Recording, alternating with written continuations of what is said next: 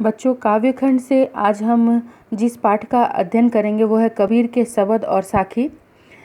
कबीरदास जी के बारे में सबसे पहले जान लें कि भक्ति काल, हिंदी साहित्य के भक्ति काल की दो मुख्य धाराएं हुई, एक सगुण भक्ति धारा और दूसरी निर्गुण भक्ति धारा। सगुण काव्य धारा में आप जानते हैं कि तुलसीदास, सूरदास आदि बहुत सारे कवि हुए जिन्होंने सगुण भक्ति धारा को अपनाया, और भक्तिकालीन निर्गुण भक्ति धारा जो निर्गुण कवि हुए उनमें कबीरदास का नाम सर्वोपरि है। कबीरदास के जन्म और मृत्यु के विषय में बहुत सारी किंवदंतियां प्रचलित है। कुछ पुख्ता प्रमाण नहीं है, लेकिन कहा जाता है कि 1398 ईस्वी में उनका जन्म काशी में हुआ था और सन 1518 में मगहर में उनका देहांत हो गया था। कबीरदास की जो शिक्षा है वह विधिवत नहीं हुई थी, उन्होंने किसी विद्यालय में जाकर पढ़ाई लिखाई नहीं की थी, इसलिए उन्होंने कभी कागज और कलम को हाथ भी नहीं लगाया। लेकिन आज हम उनके दोहे, शबद और साखियाँ पाठ्य पुस्तकों में पढ़ रहे हैं। उन्होंने जो कुछ भी सीखा वह सत्संग, गुरुओं के आश्रय में सीखा, अपने अनुभवों से सीखा। जो कुछ भी सीखा उन्होंने, कबीरदास ने घूम घूम कर जो कुछ देखा और सीखा उसे उन्होंने दोहे, चौपाई और शबद साखी के रूप में अपने शिष्यों को बताया, और उनके शिष्यों ने ही उनके इन दोहों को संकलित किया कबीर ग्रंथावली में। यह एक और रचना है बीजक, जो एक प्रामाणिक रचना है। उनकी बहुत सारे जो रचनाएं हैं वो गुरु ग्रंथ साहब में भी संकलित हैं। कबीरदास की भाषा के विषय में हम जानें तो यह जानना बहुत आवश्यक है कि उनकी भाषा कैसी थी। कबीरदास जी ने किसी खास भाषा का प्रयोग नहीं किया है अपने दोहों को कहने के लिए। उन्होंने मिला जुला कर मिश्रित भाषा का प्रयोग किया है अपने दोहों में। इसका कारण क्या है कि इन्होंने घूम घूम कर जो कुछ भी देखा, अनुभव किया, उसे काव्य का रूप दे दिया। उस समय उन्होंने क्योंकि ये पढ़े लिखे नहीं थे, इसलिए भाषा विशेष पर इनका ध्यान नहीं था। इनका ध्यान इस बात पर था कि लोग कितनी सहजता के साथ उनकी बातों को समझते हैं। आप जानते हैं कि तुलसीदास जी ने अवधी भाषा का प्रयोग किया है और सूरदास ने ब्रज भाषा में लिखा है, लेकिन कबीरदास की जो भाषा है उसे बाद में चलकर लोगों ने सधुकड़ी भाषा का नाम दिया है, क्योंकि वो साधु संतों के समागम में रहकर, सत्संगों में रहकर उन्होंने जो कुछ भी सीखा उसे काव्य का रूप दे दिया। आइए हम कविता का पाठ करें।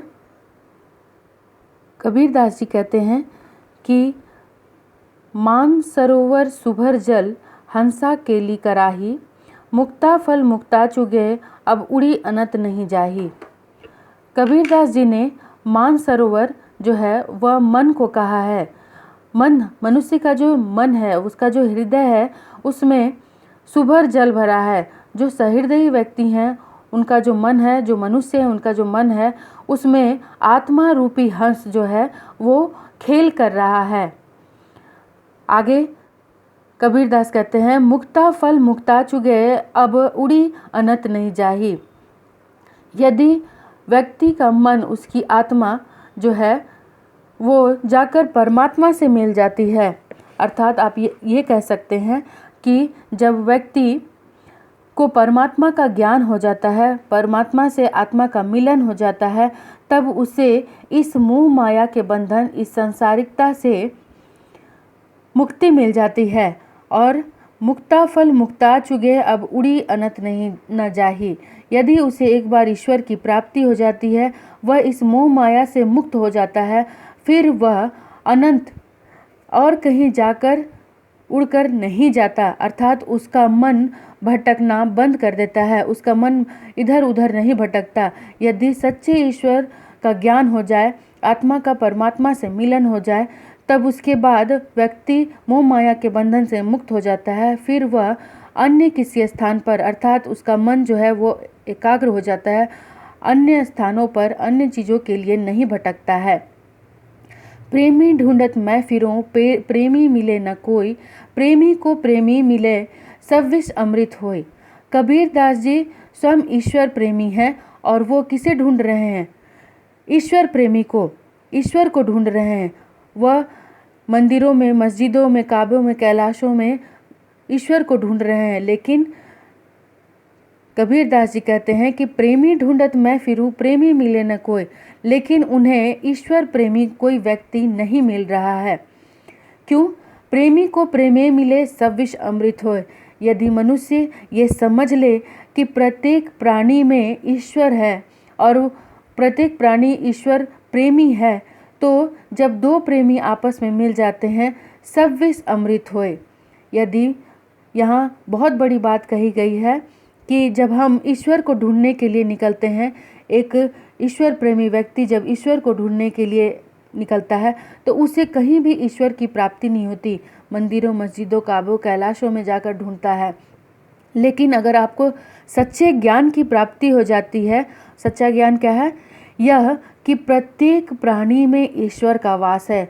जब आप इस बात को जान लेते हैं और तब आपका ईश्वर से मिलन हो जाता है।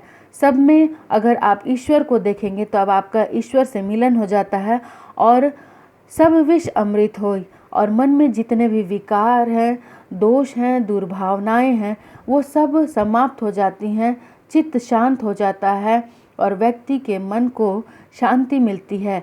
तब विष भी, जो ये दुर्भावनाएं, ये समाप्त हो जाती हैं और अमृत के समान हृदय हो जाता है। आगे की पंक्ति है, हस्ती चढ़िए ज्ञान को सहज दुलीचा डारी, स्वान रूप संसार है भूकन दे झक मारी। कवि यहाँ कहते हैं कि हस्ती चढ़िए ज्ञान की, ज्ञान रूपी हाथी पर आप दुलीचा डारी, मतलब छाया करके बैठ जाइए। अर्थात आप इस संसार में ज्ञान पर आसन जमाइए, ज्ञान को ही अपना वाहन बनाइए, ज्ञान के ही पथ पर चलिए और वो भी बड़ी ही सहज भाव से, सहजता से। क्यों? जब आप संसार से हटकर कोई काम करेंगे तो लोग बहुत आलोचनाएं करेंगे, बहुत आप पर कीचड़ उछालेंगे। तो कबीर दास कहते हैं कि आप अपने आप को सहज बनाए रखिए, किसी चीज़ पर ध्यान मत दीजिए। क्यों? क्योंकि स्वान रूप संसार है। यह संसार जो है वह कुत्ते के समान है, स्वान के रूप में है, भूकन दे झक मारी। और जब आप ज्ञान का आश्रय लीजिएगा और एक किसी पथ पर चल पड़िएगा, ईश्वर प्राप्ति के पथ पर चल पड़िएगा, तो लोग आपके पैर खींचेंगे, आपकी आलोचनाएं करेंगे। लेकिन आप लोगों को बोलने दीजिए, उस पर ध्यान मत दीजिए। आपने एक मुहावरा भी सुना होगा कि हाथी चले बचार और कुत्ता भौंके हजार। अर्थात आप मदमस्त चाल में ज्ञान को अपना वाहन बनाकर ईश्वर प्राप्ति के मार्ग पर चल पड़िए। इस मार्ग में बहुत सारे बाधाएं आएंगी, लोग आपकी आलोचनाएं करेंगे, बहुत सारी बातें बोलेंगे। लेकिन यह पूरा का पूरा संसार जो है वह उस कुत्ते के समान है जो मदमस्त हाथी को देखकर भौंकता रहता है। अर्थात उसके बोले हुए कटु बातों पर आप ध्यान मत दीजिए, उसको बोलने दीजिए, बस आप ईश्वर प्राप्ति के मार्ग पर चल पड़िए। पखा पखी के कारणे सब जग रहा भुलान, निरपक होई के हरि भजे सोई संत सुजान। हिंदू मुस्लिम, पखा पखी का मतलब है पक्ष विपक्ष। मैं हिंदू हूँ, मैं मुसलमान हूँ, यह पखा पखी के कारणे सब जग रहा भुलान। यह जग भूल गया है कि यह जग किससे संचालित है। हम पक्ष और विपक्ष में लड़ रहे हैं, मैं हिंदू हूँ, मैं मुसलमान हूँ, और अपने आप को इस चीज़ में बांट रहे हैं। लेकिन जो व्यक्ति निरपक होई के हरि भजे, कवि कहते हैं कि जो व्यक्ति इन पक्ष विपक्ष के झमेलों में नहीं पड़ता, जो व्यक्ति निष्पक्ष होकर ईश्वर की भजन करता है, जो सज्जन व्यक्ति ईश्वर की भजन करता है, वही ईश्वर को प्राप्त करता है और वही संत सुजान होता है। अर्थात संत के समान सज्जन कहलाता है।